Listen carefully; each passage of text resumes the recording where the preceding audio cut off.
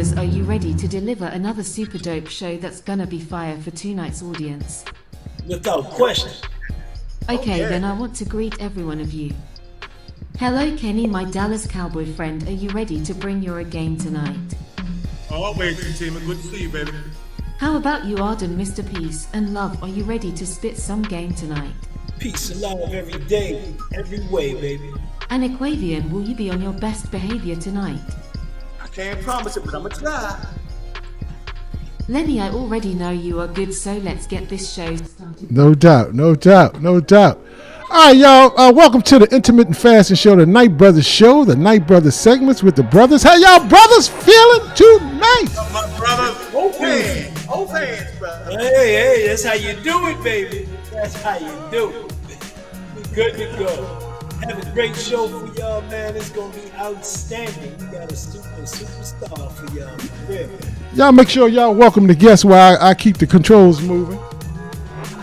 Welcome, Margaret Nick. Welcome to the show. Good to have you. Our number one stunner on the air. How you doing, Margaret? In the house. Welcome back to the house. I want y'all to remember this is an interactive show, so feel free to ask your questions of our guests and your comments. They're all welcome. All right, but look, man, we're not going to waste no time tonight. We're going to get right into things and keep things moving. So if you got comments, like my brother said, just drop them on the screen, just like Sophia Mimi Lee is doing right here. Hello. It's Thinking It Out Tuesday. I don't know what that means, but peace. I ain't touching that. Hello, Margaret Nick. How you doing? All right, and keep it moving, baby. Keep it moving so we can get to our guest. That's what we do. Hey, welcome to the Night Brothers Show. And you know where you are right now. This is where healthy is the new sexy, baby. And we want you to live, learn, love, and be extremely prosperous in this 2024. So let's rock on, because this is where healthy is the new sexy. Definitely. Now, for those that may be new to our show, if you type something in the text on YouTube or on Facebook, we will pull that up just like Linda Tongue. Good evening, Linda Tongue, and Margaret Nick. You know, they're veterans, so they know what to do. They know what happens when you throw something out there on the Night Brothers Show, because this is not just the Night Brothers Show, this is all of our shows. So whatever you throw up goes up. And we definitely want to share your questions, comments, concerns with our guests, as always. We definitely want to thank Sophia Mimi Lee. What's up, Kyra? Peace and love. Congratulations on the house. And Cheryl Queen, Pam Williams, Armand. Hello, Aquavian Knight, or should I say Mr. Fastmaster himself. This is your girl Zayamaya from Cameroon here to help you with the What's on Tap segment. So how you feeling tonight, Aquavian? I'm feeling real good, baby. Real good. That is so cool to hear, Aquavian. Well, are you ready to tell the KBS crew what's on tap for tonight's following segments? Yeah, let's do this. Let's go. Okay, cool. And remind everyone to subscribe to our YouTube page, okay? I know you got that, right, Aquavian? Oh, I got it, so let's get going. All right, guys, we got a great show lined up tonight. We have some tasty beverages on tap. In our first segment, our special guest, a true American hero, and I do mean hero, Mr. Harry Dunn, Maryland 3rd Congressional candidate, and we're going to hear from him, and we're looking forward to it. He has a story to tell, guys, so I want you to pay close attention. Then our second beverage of the night,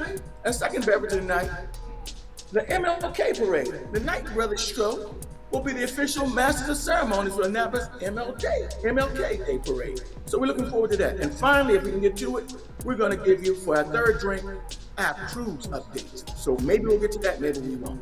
But with that being said, Lenny, let's get ready to rumble. All right. Embodies the values of duty, honor, and community instilled by his family. As a Capitol Police officer for 15 years, he exemplified these values daily. On January 6, 2021, amidst a violent insurrection aimed at undermining democracy, Dunn courageously defended the nation's capital. Joining the U.S. Capitol Police in 2008, Dunn swiftly rose to the rank of Private First Class, serving with distinction. Assigned to perimeter security and later as a police training officer, he played vital roles in maintaining safety and mentoring new recruits. Throughout his tenure, Dunn safeguarded numerous significant events, including inaugurations and State of the Union addresses. He demonstrated versatility as an incident commander and crisis intervention officer, showing commitment to equity, diversity, and inclusion within the force. For his unwavering service, Dunn received numerous accolades, including the prestigious Presidential Citizens Medal from President Biden. Notably, he emphasized his actions on January 6 as those of an American fulfilling his duty. Beyond his professional life, Dunn is the proud son of a U.S. Air Force veteran, a former insurance analyst, and a devoted father. A graduate of James Madison University, he excelled on the football field while earning a degree in health science. Harry Dunn's story is one of resilience, sacrifice, and unwavering dedication to the principles of democracy and public service. All right, y'all. So without further ado, we welcome Mr. Future Congressman of Maryland's 3rd Congressional District, Mr. Harry Dunn. Welcome to the show, my brother. Fellas, thanks for having me on. Everybody drop a 1 to welcome Harry to the show. Drop a 1 in the chat group to welcome Harry. Or say welcome Harry. Thank you, y'all. Thank you, gentlemen, for having me on with y'all. And we appreciate your presence, man. It's like I said, you honored us with your presence, and we greatly appreciate it. And I'm sure our community also does, indeed. And Harry, before we dive into the interview and really get moving, we was talking amongst the brothers, right, when we was prepping for the show, and you can see we put a little bit of work into it, making sure we can show people what you've done and everything else. But we got to talking about, you know, the overused phrase of a hero. You know what I mean? Everybody's a hero. You always hear this, you know, that guy's a hero. But man, you're a true American hero. Is that, stop and think about that for a second. You saved freaking America, brother. You know what I mean? So I didn't want to drop that lightly. You know what I mean? You know what? Well, thank you. I won't diminish any of your kind words. However, I will say that, you know, I was fortunate to be in a position where my upbringing, my parents, my values, my community, their values that created this man that you see in front of you now, it was able to shine front and center. But also I have to acknowledge my coworkers, the other police officers that day, that I'm just one of many. But you know, I am really appreciative of those high praises from you all. Thanks a lot, guys. No problem. Well, look, this is what we want to do, Harry.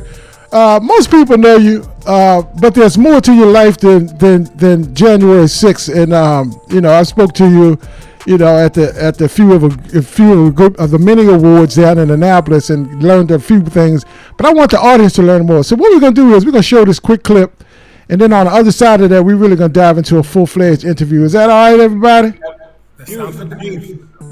All right. Let's check it, and then we'll come back on. One of the heroes who defended the Capitol on January 6th took the stand today. Capitol Police Officer Harry Dunn testified in the Oath Keepers trial. In his testimony today, Officer Dunn rejected the defense's argument that members of the militia protected him during the riot. The 14-year veteran of the force said, "They tried to get past me and I stopped them. They didn't, and I did." The 5 members of the extremist group face a slew of charges for allegedly conspiring to stop the transfer of presidential power following the 2020 election. Every single seat in the House of Representatives is on the ballot come Election Day 2024. And Republicans' majority, it's razor thin when it comes to the House of Representatives.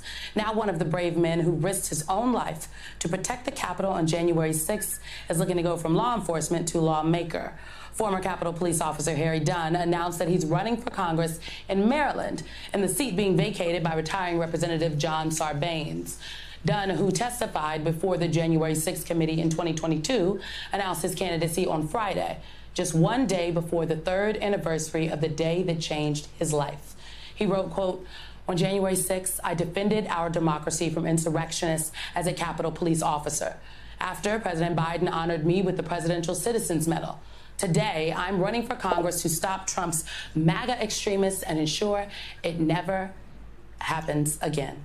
And Harry Dunn joins me now. First and foremost, thank you for coming in. How big a role is January 6th the reason you decided to run for Congress? Prior, had that day not happened 3 years ago, would you be sitting here?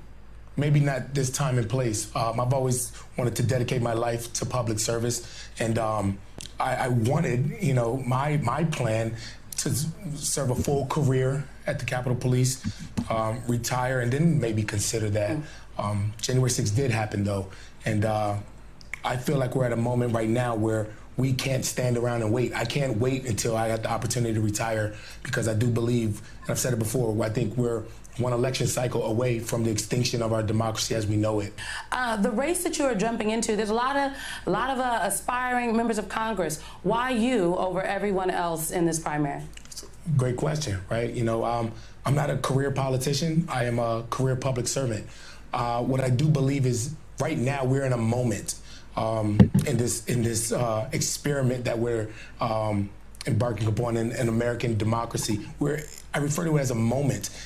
If January 6th didn't happen, maybe I'm not the guy for this job. But I've already shown that I've been willing to stand up and fight back and do everything I can to defend democracy. And that includes protecting members of Congress who I disagree with, and ones who have called me a liar and whitewashed and downplayed everything that me and my coworkers went through. I'm able to stand up, and I've been doing that. Also, I resigned from the Capitol Police 4 years short of being able to collect a full retirement, to collect a full pension. Wow. Away from the job. Wow. Because I believe that is that important, and we can't wait.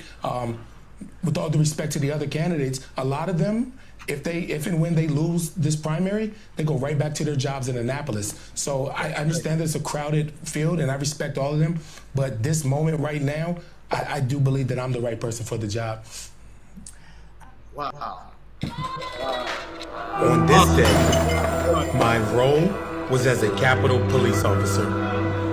I'm Harry Dunn, and that meant putting aside who I am, a father, a Marylander, a Democrat, because I swore an oath to protect our Constitution, to protect our democracy.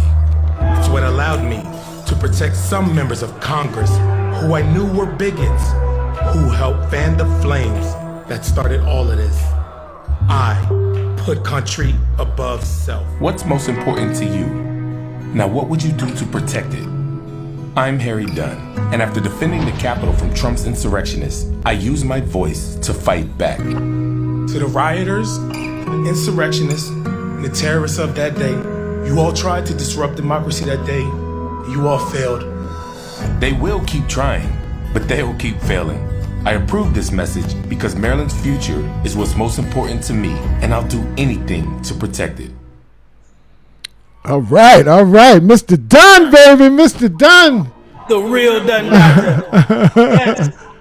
Oh, man. Yes, indeed. Appreciate you, brother. All right, look, the audience, man, the audience going crazy out here, Harry. I mean, that's how it is. When D. Goodwin says, we will see you on Tuesday, April 30th at Caucus of African Americans Leader Energy Summit at the BWI Western Hotel. So, look, they ready for you, man. Forward to that date, Ms. Goodwin. Indeed.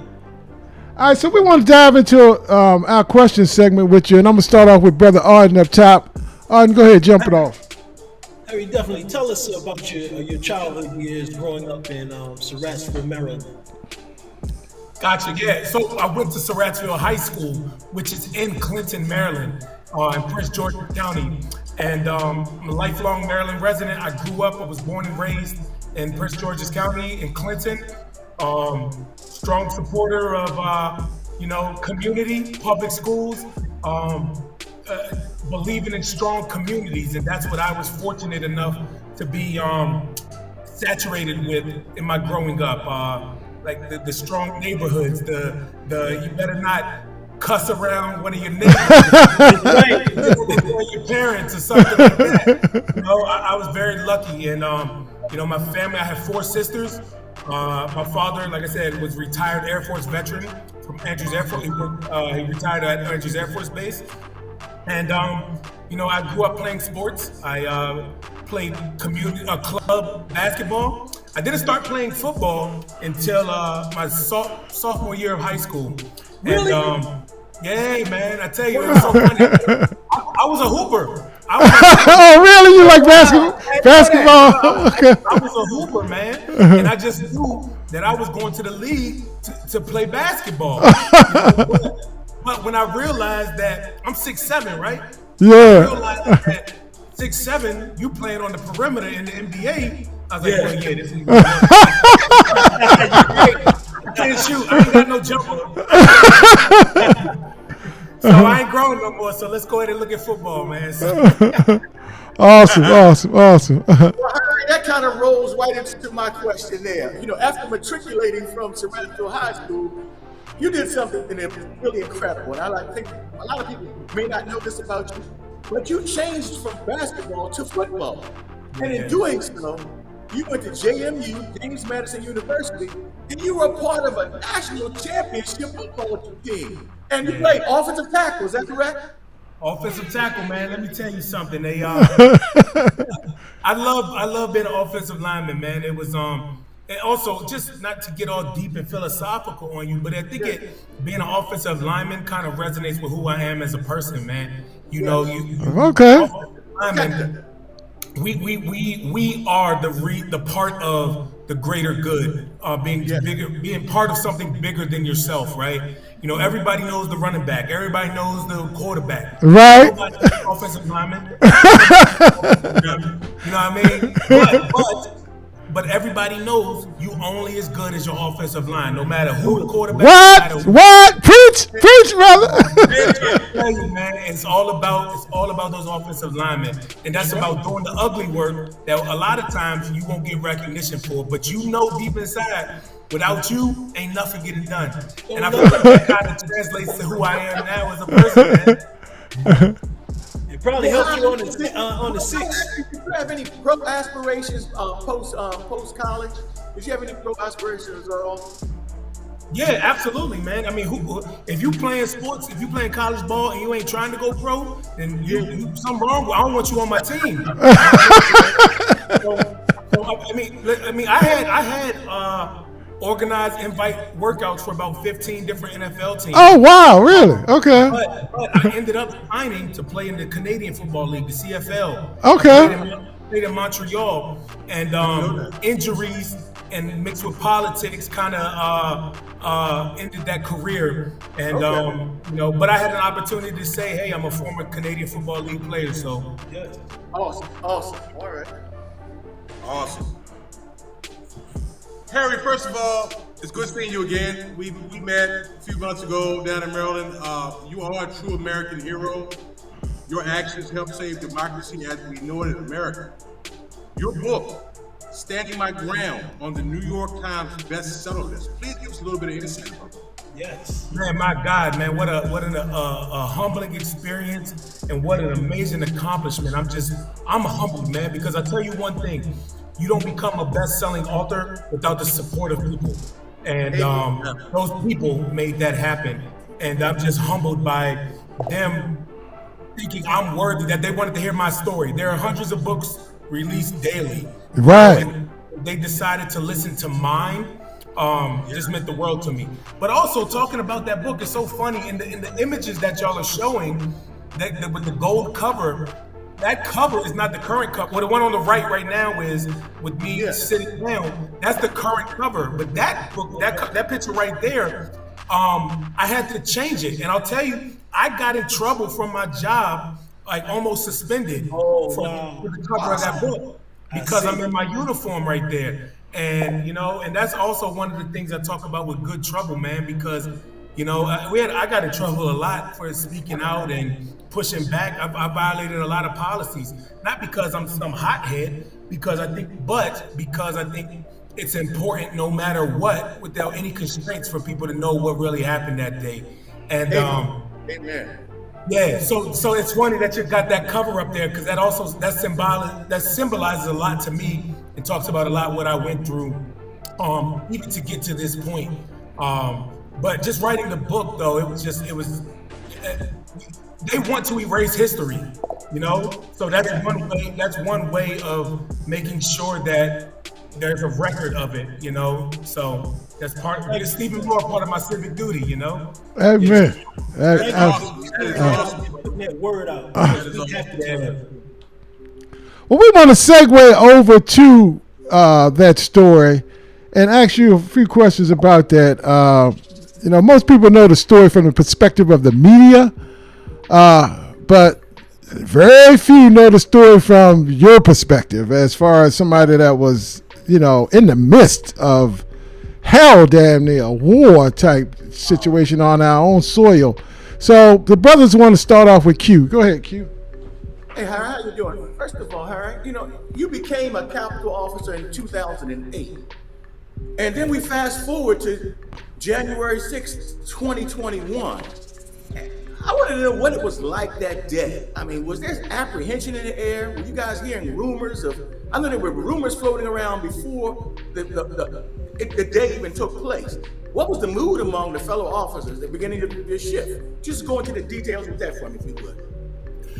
You know, I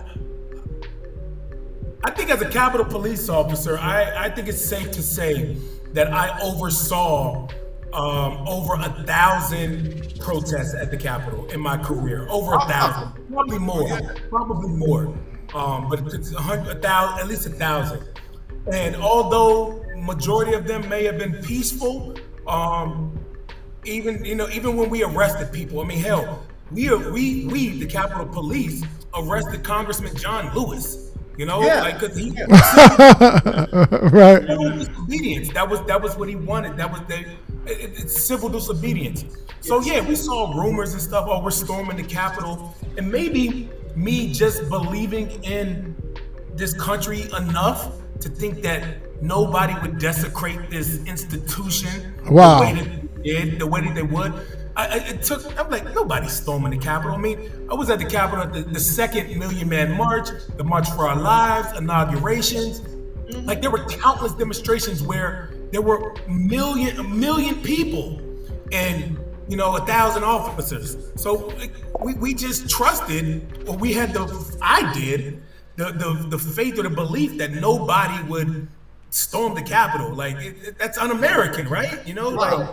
Yeah. So maybe, we heard chatter about it, but like, man, ain't nobody coming in this joint, man. Whatever. Ain't nobody coming up in here. Wow. This is a question, Harry, I probably wanted to ask you when I met you down in Maryland. When did you and your fellow officers realize that this was taking a dark turn? When did you realize this was going sideways? Yeah. Was it when they began to get there, or when was it an moment? Yeah. You know what's crazy, man? Like, the whole day, like, looking back, it's easy to see moments where you'd be like, yo, that was the sign. Or, man, this was a sign. Like, it's easy to look back now. I mean, hell, think about it. January 6th was in the middle of a pandemic, right? And if anybody who's been to D.C., the city was on lockdown, so if you drove in DC, you know what traffic like down there, so you already know. So, so driving into work that morning, it was a rack of people out. And I was like, hey, this is crazy because ain't nobody supposed to be out. We're in the middle of a lockdown, we're in the middle of a pandemic, what are we doing here? So, but I didn't think nothing of it at that time. Just like, all right, whatever, people tripping. So looking back, it's like, dang, there were a lot of signs there. But the specific incident that gave me that OS moment, when they called out that they found pipe bombs a block or two away from the Capitol. And they found one, right? And then I was like, yo, all right, this is bad, yo, because normally it's like, hey, it's something suspicious here. We don't know what it is. We're going to check it out. But they said clearly, yo, it's a real live pipe bomb. I'm looking at it. Wow. It's like, whoa, okay, that's a problem. Then, that ain't it. Then, time was a blur that day, so I'm going to just say 20 minutes. But, if anybody that got the receipts, tell me exactly when it was. But 20 minutes later, they said, yo, we found another one. Oh my gosh. Like, oh snap, yo, this is real, bro. This is real. And I tell you what, and it was shortly after that where the violence started, and it was just all hell broke loose. Man, wow. That is off the hook. Hey, thank you everybody for those comments that I see them popping up across the screen. Those are very kind. Thank you all. Man, you loved, brother. You loved, man. You know, I know you know that, but I know amongst our faithful who watch our show, everybody was really waiting for this, and just the Annapolis area in general, Anne Arundel County, man, it's a lot of love for you there. So, but go ahead, Arden. I got you, brother. And I guess people don't understand what it is unless you're on the other side. But as things escalated in your mind, what was your mindset? What adjustments did you have to make? And did the possibility of you dying while defending this democracy cross your mind? You know, I didn't, me personally, I never thought, well, at that moment, I didn't think I'm going to die. My biggest concern was how was this going to end? And I was just trying to figure out the solution part. How do this is going on, how does this end? And also, to put a little bit into context, I didn't suffer the beatings and the assaults that a lot of my coworkers did. I had that day, I had an M4 strapped to my chest. I'm 6'7", 350 pounds. You don't look like an easy win. I would just say I would like to think that may have had something to do with it. Yeah, probably. They look your way, and then turn the other way. But at the same time, I don't want to diminish my coworkers who did get assaulted, and they weren't just assaulted by one or two people. It was a mob of people that were assaulting officers. I think the final number that came out was 58-1. For every one officer, there were 58 rioters. So that kind of puts it in perspective a little bit. But to be clear, like I said, I was like, how was it going to end? Is the military going to come and drop a bomb on the Capitol? Like, what's happening? I don't know how this is going to end. Are we going to end up running for our lives? But I talked to many of my coworkers who went through some of the times where they thought they were going to die because the Capitol complex is huge and they had it surrounded. And, officers didn't know what was happening 20 feet away from them, let alone on the other side of the building. So, like, it's very serious when people said I thought they were going to die. I didn't have the physical confrontations that a lot of my coworkers did, and I'm blessed for that.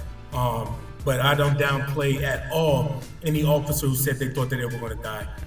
I was just really surprised that, as many people and as bad as the situation was, people didn't shoot at all. Very, very minimal, let me say. I was extremely surprised. When I was looking at it, I said, somebody's about to, clear the room.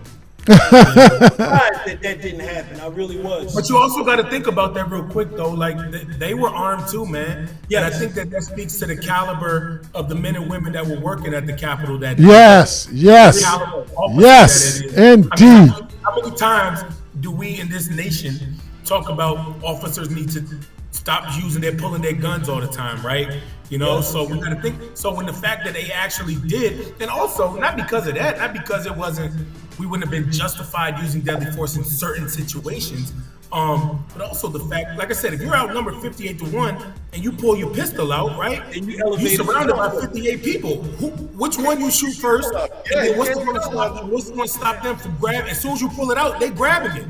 Yes.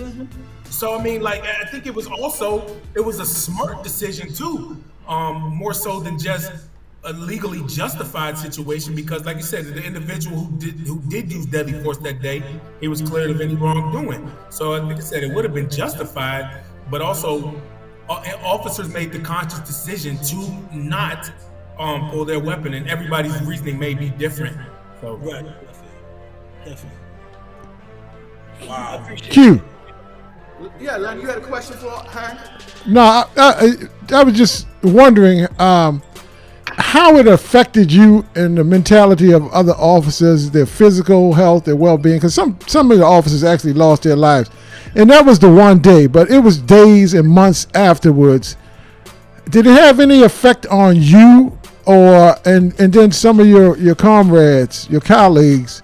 I know Panone, you were closer with some of them than others. How did you guys get through that? Did you get through it together or what? Tell us how that worked. Well, also, you said, did we get through it? A lot are still going through it.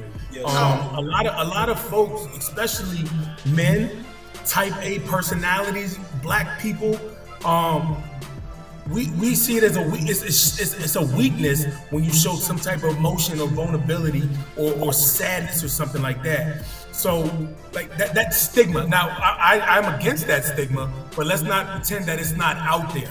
It's out like I was crying on national TV and people couldn't wait to make memes of me. Like they was making memes of me, calling me Jussie Smollett and all this stuff. I mean, they was clowning me, but my response is pull up. You know,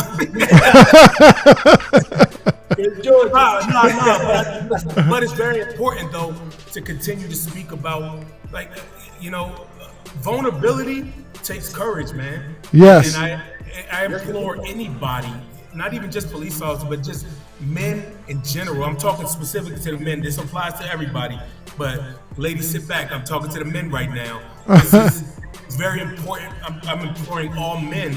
So if you're going through something, man, it's important to talk about it. Get that out because I like this saying, it's okay to not be okay. We a lot of us carry the weight of the world on our shoulders a lot, and we need somewhere to unload it. And there are good people in this world that support you and that will continually be with you. So, and me continuing to tell my story about that day has been therapeutic for me. Okay. Awesome. I was wondering about that. Well, we want to segue over to what you're doing now and what you got going on and how you got here and how did you get here. But we're gonna start off. We're gonna walk our way through this because we don't want to rush this at all.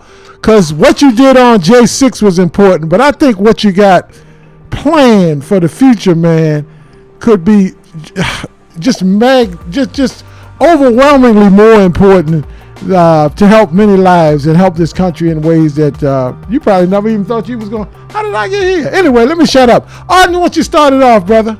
Hey, well, I'm blessed to have the future Congressman Dunn sharing your story on national TV and outlets like CNN, MSNBC, etc.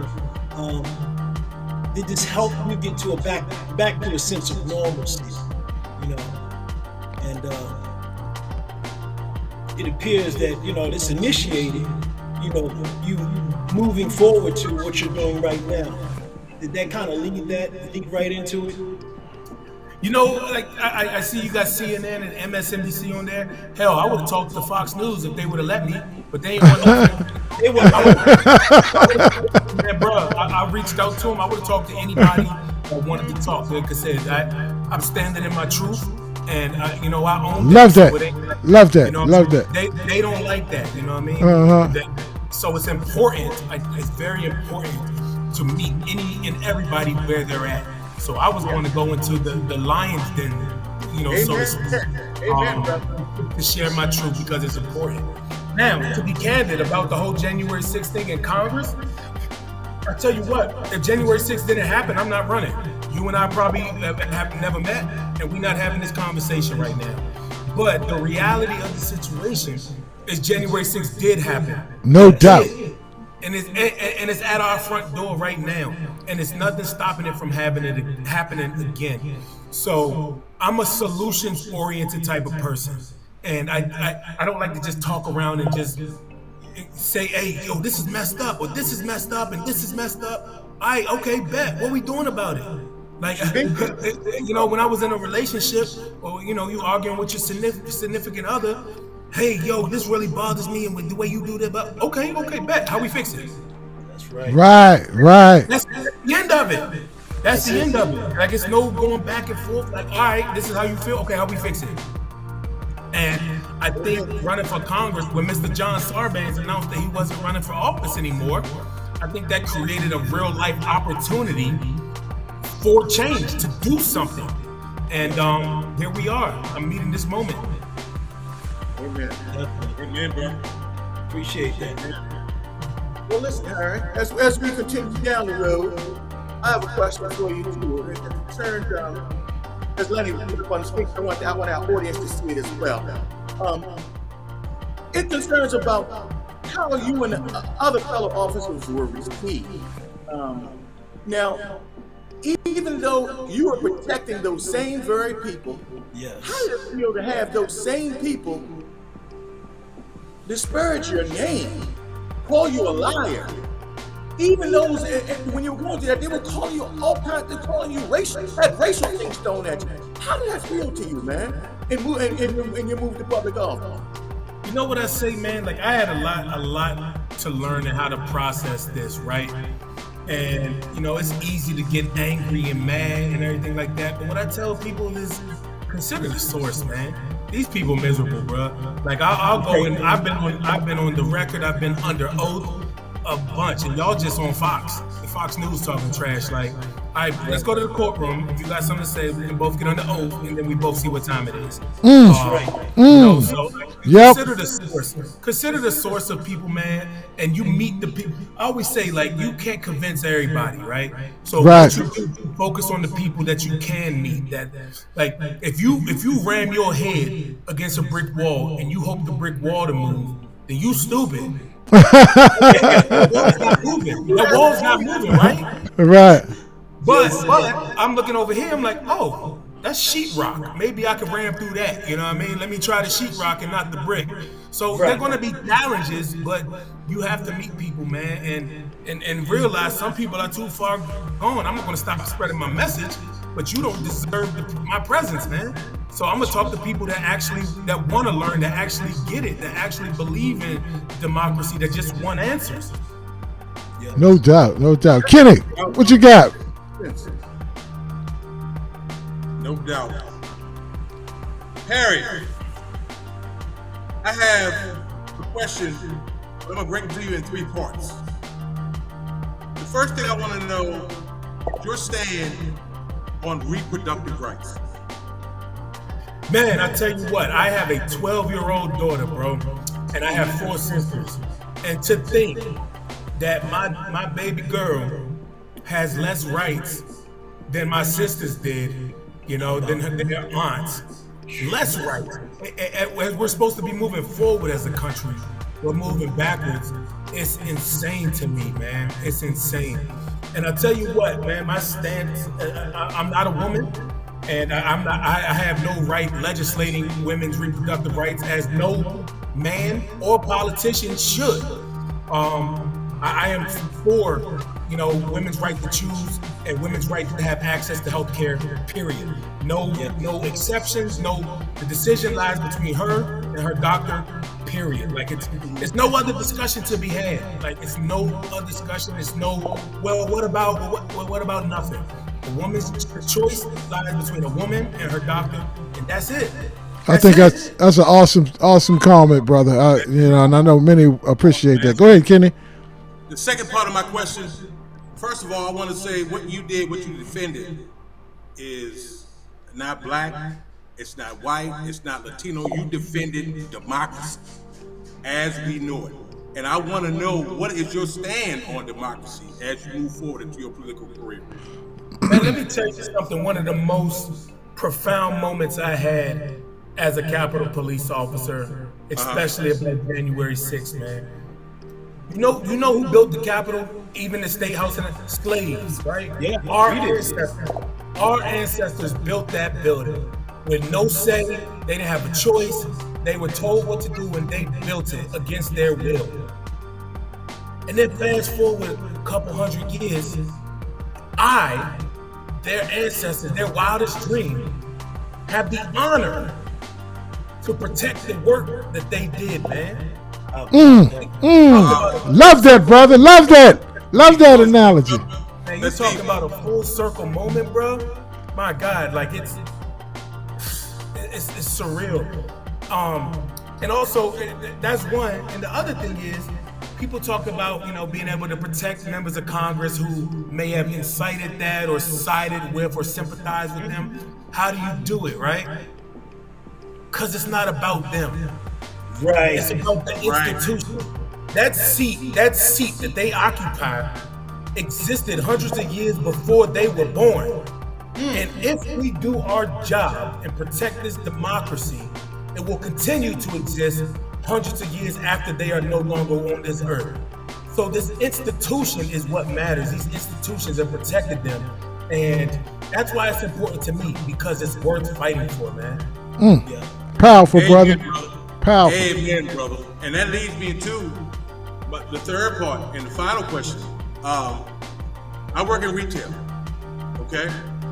This question is probably the biggest question. Let me get that employee discount, man. Come on up to Jersey. Come up to Jersey. I got you, brother. Oh, man.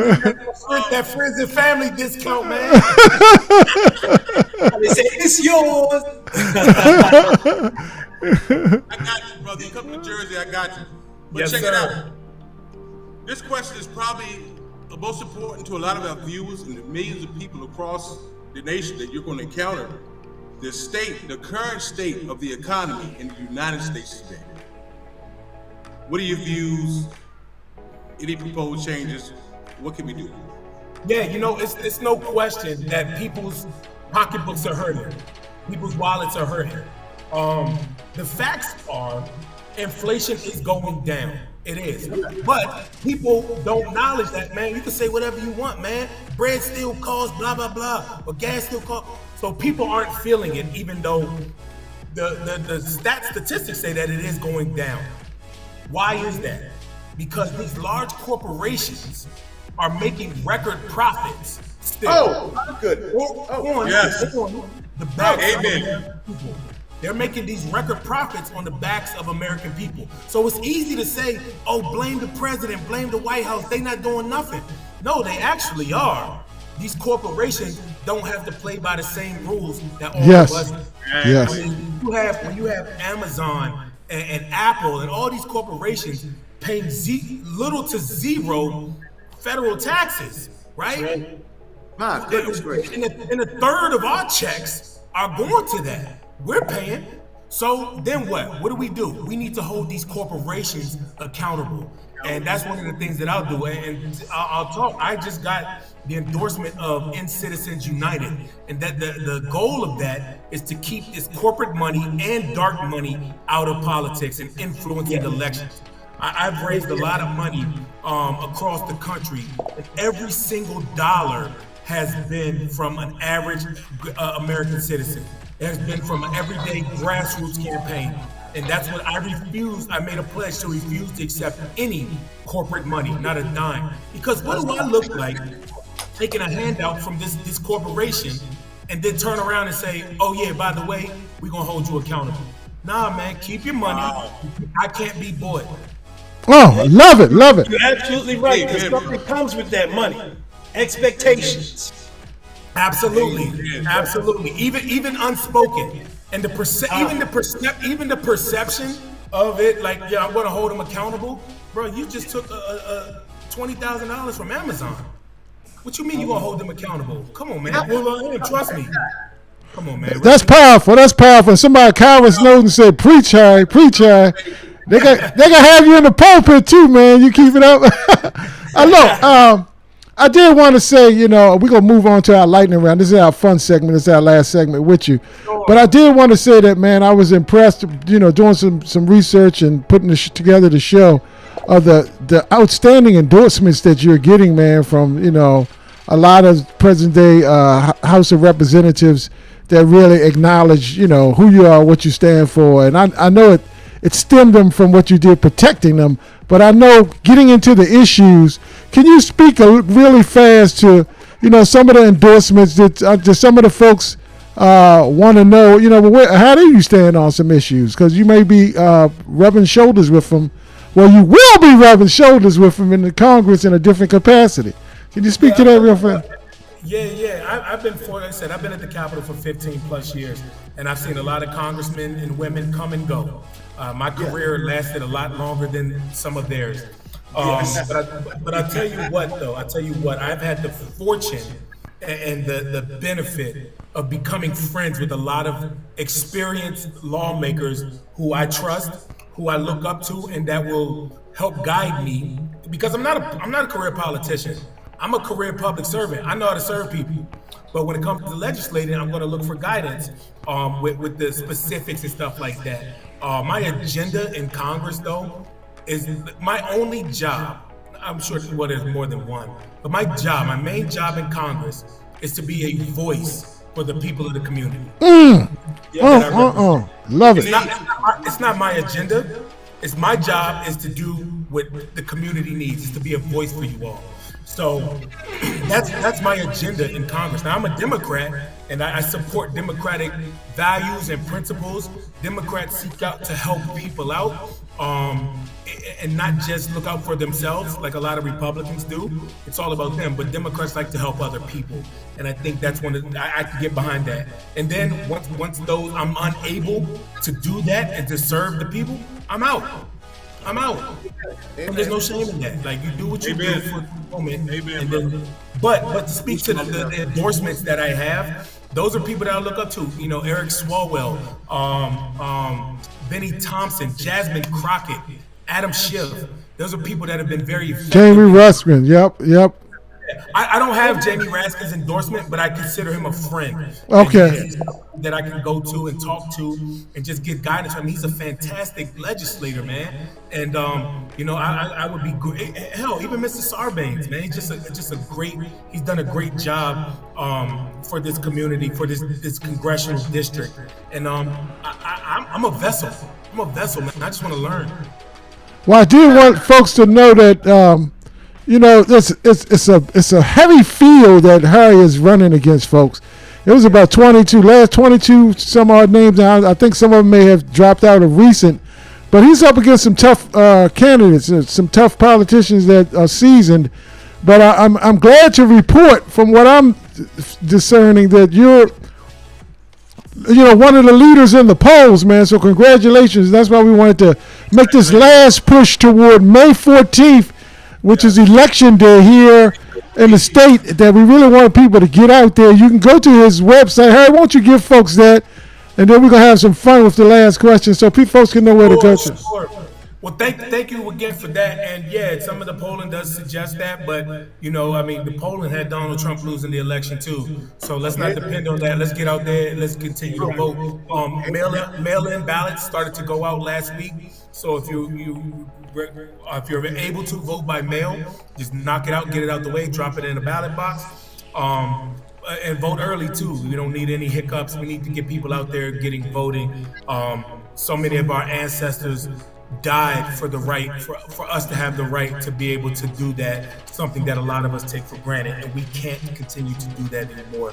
But my website is Harry Dunn for Congress, FOR, Congress.com. There's a issues tab where you can see where I stand on several issues, some of the plans and things that I want to do when I get into Congress, and also how to donate, and also how to communicate with me. I have a team that is very responsive, that tries to be as responsive as possible to the emails and suggestions that we get. So I'm not one of these people that's out of reach and out of touch. My job is to listen to y'all. So I'm going to depend on you all, the community, to tell me what do we need and now, like I said, I'm not going in there blind. I know I'm a Democrat. Like, we're going to be fighting for democratic values and principles. But specifically in this district, I can't meet every single person, but I need y'all to reach out and let me know what time it is. Give me the pulse of the streets so I can. Obviously, I have it, but I can't get out there and talk to every single person as much as I want to. So I need y'all to reach out to me. No doubt. That's why we're here, brother. That's why you got foot soldiers and people to help spread your message and let people know what you are about. Thank you. But let's have some fun real fast before we close out. Kenny, won't you start it off, brother? Yeah. Harry, I know this question is very pertinent to what you went through on January 6th. What is your ideal vacation? into the cruise, to a direct flight somewhere, and I know you needed one after January 6th. Bro, I tell you what, man. I am a simple brother, bro. I am simple. I tell you what, I would like a. Yeah, vacations are dope, but I find such peace in sitting on my couch and listening to music, bro. Like I just crank that music loud. I mean, now, yeah, if you're doing it on a nice beach and everything, but traveling is exhausting as it is. I mean, I got a passport, but it take you half the day, let alone with the flight to get traveled and set up, and even coming back. I mean, by the time. You need a vacation from your vacation. You're right. You are so right. You're so right. I feel that sometimes. To travel alone, you get home, you're like, I thought I went to get some relaxation. Yeah. But I tell you, I've been on a couple cruises. I've enjoyed myself tremendously on them. I've been to Belize is a beautiful country. I've been there. It's gorgeous. Such a relaxing time. But just being able to relax, man. But the main thing is to do it with company of people that bring you peace, man. Wow. Love it. Love that. I could be anywhere, but it's as long as I'm with the people that bring me peace. That's all I ask for. That's all you need. Right. All right, my brother Q got a question for you. He played football too. Go ahead, Q. All right, listen. Before you answer this question, I want you to remember one thing. You got voters listening to you and supporters listening to you. So answer carefully, okay? Answer carefully. All right. What is your favorite pro team, and what team do you think is will be the best going into next year? Will it be the Ravens? Will it be the Commanders? Will it be the Cowboys? Will it be the Chiefs or someone else? Remember, I tell you what. You know what? I'm prepared. Out of all the questions I get, I feel like this is the toughest question because then around this place, like you don't think, like Commanders, Ravens. What's up, man? What time? Like where you at? So I will tell you this, man. As a former football player and seeing the business side of business, I had teammates of mine that played for teams that I hated. So I just started rock. I mean, I grew up a Commanders fan, a Redskin fan at the time. All right, my man. See, I grew up that way. So when I had a former teammate of mine, that man signed with the Dallas Cowboys. Like, yo, how am I supposed to rock with this? So then I started rocking with players. So I was like, you know what? I'm gonna start supporting the players because honestly, this football has shown you. There ain't no loyalty by these teams, man. Yeah, that's true. True that. A heartbeat. So I start rocking with the players, man, and I feel like that makes it a lot more enjoyable. But like I said, I grew up a Washington Redskins fan. But let me tell you something, bro. The Ravens, man, watch out.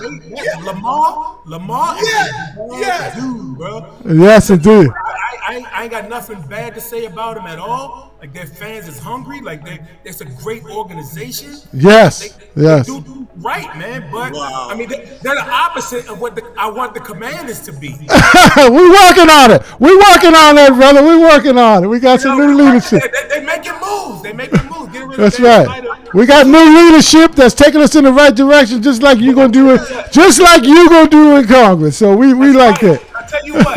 On the other note. It's hard to root against Magic Johnson. Like it's hard to root against Magic Johnson, man. So True winner. I'm rooting for all of us, man. I was with you there. Look, I got one right out of there. You kind of led into it talking about the music. Back when you was balling, right? If we picked up your earphones before the game, what would you be bouncing to? So check this out, man.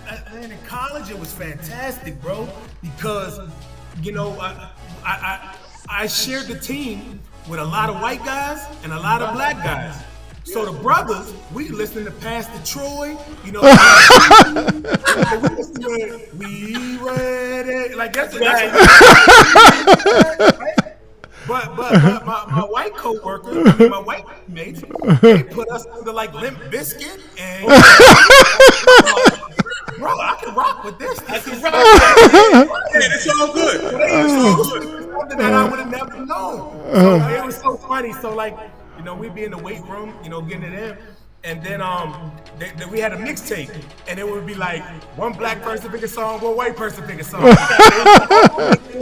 It would alternate, and we just grew to love, multiple types of music. But I tell you what, right now, man, I'm 40, but I still consider myself an older soul, man. I still listen to Earth, Wind, and Fire. Wow, okay. I love Marvin Gaye is probably one of my favorite artists. I mean, that genre of music. But Marvin Gaye, my guy, man. Like I love it. Wow, awesome. Depends on what mood I'm in. It depends on what's on my station right now. Because I pump you some Jay-Z, some Tupac, and then turn around and be singing Avant. You know, who knows, man? Hey, look. Hi, I want to know, my question, I don't ask many on here because I kind of do the background producing of the show. But when you about to throw down, and I'm a big guy too, you know what I mean? All of us were, the show is intermittent fasting, so we built to predicate the show on health and, for everybody, men and women, everybody.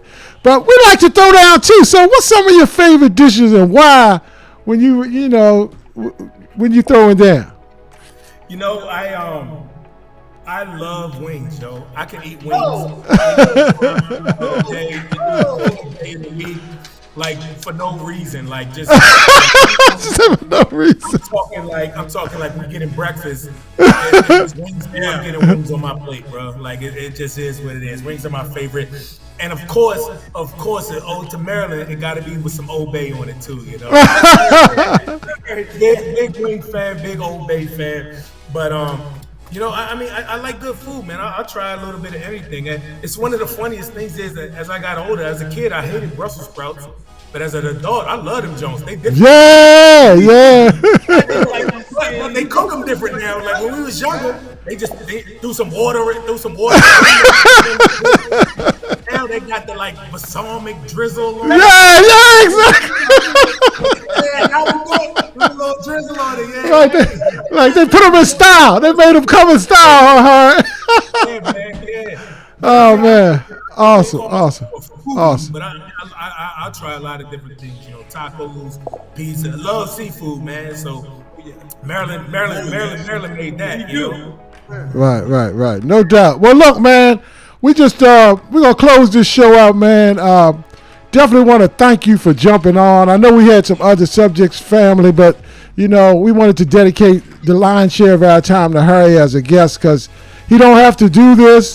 His time is valuable, but at the same time, we want to try to make a strong push for this brother as he is embarking on a career that we think is tremendously instrumental and can bring value to your personal life as he's representing us in Maryland's 3rd Congressional District in Congress. So I just think it would be a great story, Harry, as a narrative that you defended us at one aspect of the Capitol, and now you're in there helping legislation and passing legislation that helps the entire nation. So, yeah. Thank you, fellas. I'm glad to be here with you.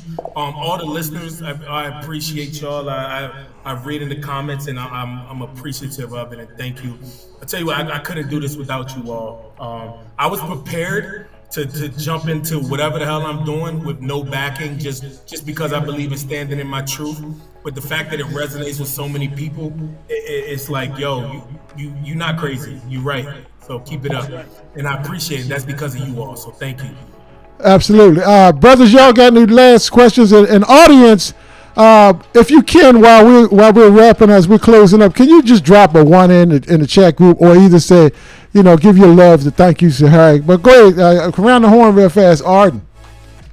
Well, first of all, I want to thank you for your presence. I mean, one thing you said, that you're not a career politician. You're a career service, public service. Your career is in public service.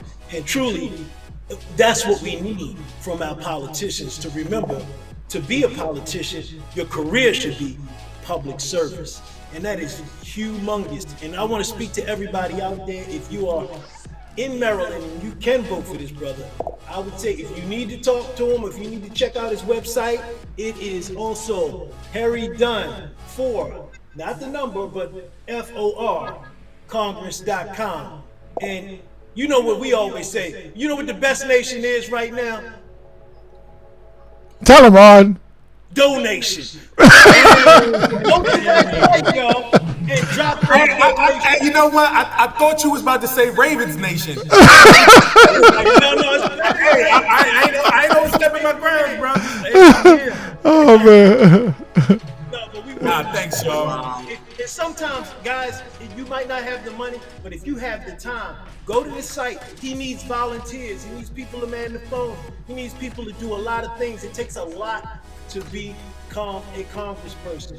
So please. And also that, y'all know somebody. Go tell a friend. Yes. Get that vote out. Yeah. Get out and vote, man. I tell you one real quick little tidbit real quick. I do a lot of time phone banking and calling voters and try to solicit support. And somebody say, yeah, I'm out, yo, man, you're fantastic, you're great. I appreciate everything you've done. But wait, you running? What, you running against Joe Biden? And I was like, oh man, come on, no. It's right. It's easy to laugh, right? It's easy to laugh, but it's real though, man. It's like, this person loves me, but they think I'm running against Joe Biden. I'm like, no, man. So it's important to educate people. So let's educate our friends, our families, our community, and get that vote out, man. And I will say, I'll make this pledge tonight, because we take donation as well. Everybody, the nation is the best. Nation is donation. But most of y'all know the sign up at $ Kendall Dizzle 1113. Anybody that donates any money tonight, we will donate it to Harry's campaign. So just want you guys to know that. So any money that comes in tonight, I'm going to leave that on the screen so y'all can start donating right now, and we'll make sure we get over to Harry's campaign. But Kenny, last question, and Q, you're going to close this out, brother. Yes, sir. Harry, it's been incredible having you here tonight, man. Your personality comes through in spades, brother. You just have such a great personality, and I can see how people will just naturally gravitate towards you. You make a great candidate. We wish you much success. We're going to do everything we can and within our power to back you, man, in your quest for that third congressional seat. It was great meeting you a few months ago, and we hope the relationship can continue to grow down the road, no matter the outcome. We still want to do some things together with you, brother. Would love to, brother. Would love to. And that's the thing, like, regardless of this outcome, the country still exists. The country still exists, and it needs fighters. So, I know my role. I know my purpose now, and I'm standing and living in it. Thank you, Greg Harris, for that. Everybody else who's in Greg, thank you for your service, Gregory Harris. Thank you, brother. No doubt, no doubt. Coming to the celebration party. Kenny, close us out. Brother. Yeah, of course, bro. Who bringing the wings, man? No doubt.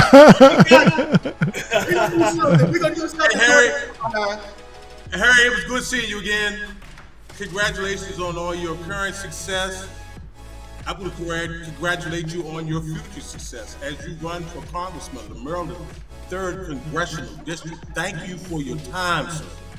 Thank you, brother. Appreciate it. Thank you, all you brothers, man. Keep on spreading that good word out there, man. All right, audience. Look, thank y'all. Peace and love. Harry, thank you. Next week we got some great shows lined up in the future. We got Clones of Funk. Who else we got? Q. We got all kinds of people coming up. Funk. Mike McKinley and Terry and Wesley Bean from the Clones of Funk, and so much more coming up. And Harry, we're going to barbecue during it this summer. We're going to get together and have a little barbecue sometime later this summer, all right? Absolutely. We'd love to have you. All right, audience. Good night, everybody. Good night, y'all. We're going to get you slim for